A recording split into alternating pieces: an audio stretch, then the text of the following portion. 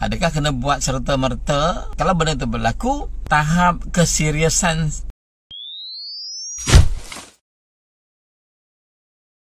bilakah masa yang sesuai kalau nak buat bypass? Adakah kena buat serta-merta selepas angiogram ataupun mereka boleh tunggu?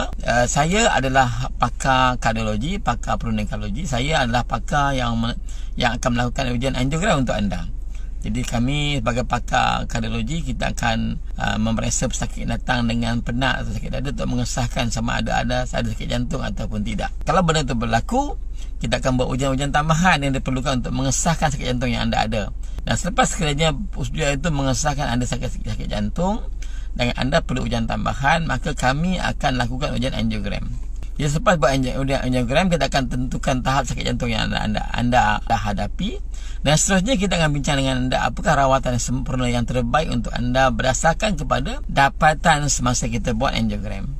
Dan sekiranya anda memerlukan perawatan pembedahan jantung akan dilakukan oleh pakar perunding kardiotorasik. Persoalan kedua, bilakah masa yang sesuai yang boleh anda lakukan pembedahan jantung sekiranya diperlukan? Maka dia jawapannya adalah bergantung kepada satu, tahap keseriusan dapatan semasa buat angiogram. Yang kedua, persiapan anda untuk menjalani pembedahan jantung. Secara mudahnya macam ini, pembedahan jantung boleh dilakukan secara segera. Kalau dapatan sakit jantung anda tu memang serius dan perlu buat pembedahan jantung, kita akan rujuk pada pakar bedah jantung. Dan pakar bedah jantung akan menganalisa gambar yang kita bekalkan. Dan sekiranya mereka bersetuju, mereka mengatakan memang anda perlu bedah jantung, maka bedah jantung akan berbincang dengan anda dan keluarga. Dan sekiranya anda dan keluarga setuju untuk buat bedah jantung, maka bedah jantung akan dilakukan segera. Tapi taklah boleh buat ad hoc. Maksudnya lepas angiogram terus buat bedah jantung. Kita jarang buat, walaupun kita kadang-kadang ada kes kita perlu buat.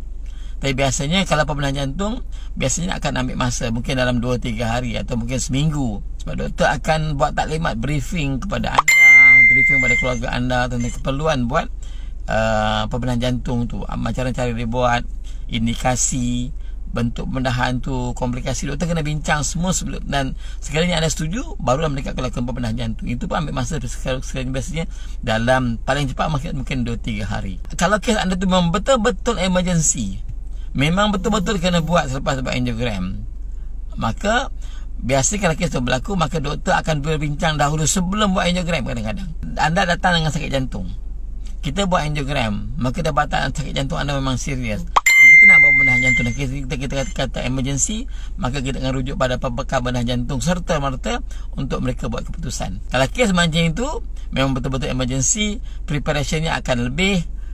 Dan dia biasanya itu hanya kes-kes tertentu saja. Sebab isunya adalah kadang-kadang bila kita menjalani ujian angiogram angioplasti, anda menggunakan ubat pencair darah.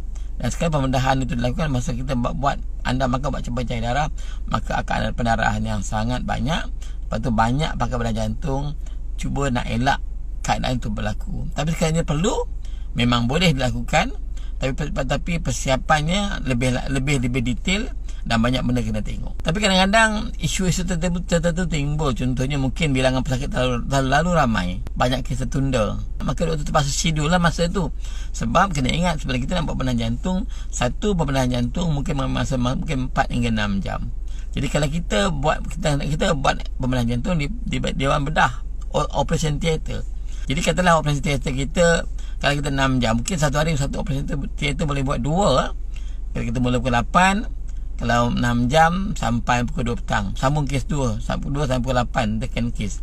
Mungkin kalau panjang mungkin boleh sampai 3 kes. Mungkin satu bedah OT boleh buat 3 orang pesakit sahaja. Kalau kita ada satu bedah, satu hari boleh buat 3. Tapi biasa satu hospital, dia bukan je buat pembedahan jantung, dia juga ada pembedahan lain. Dia ada pembedahan orang bersalin, ada kes traumatologi accident, ada juga kes-kes kanser, ada pakar mata menggunakan dewan bedah. Jadi sebab itu doktor kena schedule masa dia. Yang kedua, bukan takat itu saja, begitu juga tentang ward. Contohnya ICU, selepas anda pembedahan jantung, anda kena masuk dalam ICU. ICU tu mungkin 2 hari, 3 hari.